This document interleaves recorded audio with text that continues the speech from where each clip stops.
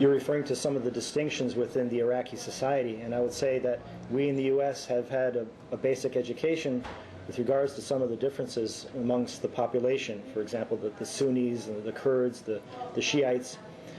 Would you say that these are the primary divisions within the society, or are there other ways to understand how the breakdown or divisions within the Iraqi society can be drawn? Well, here there's a gray line between truth and opinion, so I will try to offer the truth best I can, especially I lived in Iraq. So I would start out to say that we cannot count on the media. We know they lie and cover up lies and enhance lies depending on where the administration stands. We also know that the administration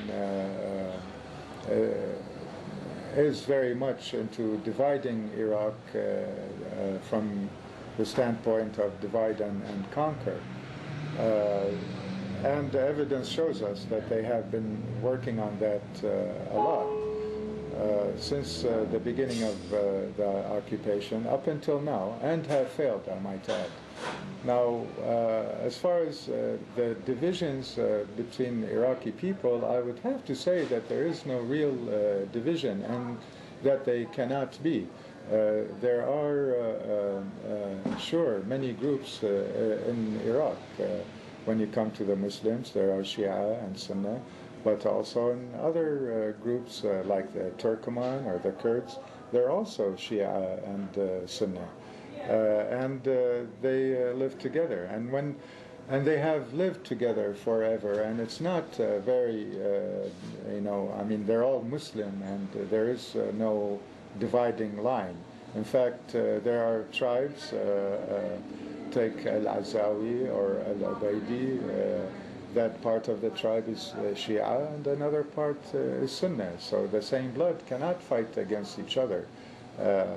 So these differences are manufactured. Now, when you come to more groups, you have, say, the Assyrians, which are Christian Orthodox, or the Chaldeans, which are Roman Catholic. These are original people of Iraq who always have been there and have every right to be there. And everyone can maintain his identity without having to be the enemy of another group. So in Iraq, you can be whatever you are, and you don't have to melt in a melting pot like in the United States. You can maintain your identity and live and let live. These are people who live together for not hundreds of years, but thousands of years, and know how to get along. So these divisions are manufactured by the Americans, and I emphasize the word divisions. Yes, they are not the same, but they are all one as far as being Iraqis, and they're all human beings and have lived together forever, and they know how to deal with each other because they respect each other. Now, the previous government had let's say, given the Sunni sect a little bit of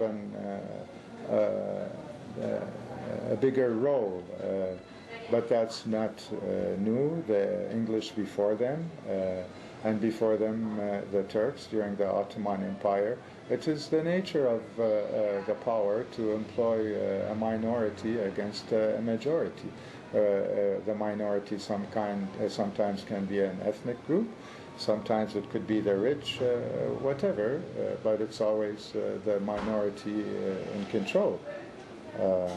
Now that did, in fact, create some divisions between the Shia and the Sunni, to where after the occupation, when the Americans were going after the Sunni in Fallujah and Ramadi, the rest of the south of Iraq said, basically the equivalent of, well, they brought it on themselves. They were part of Saddam mass murdering us. Now tables turned and it went on them.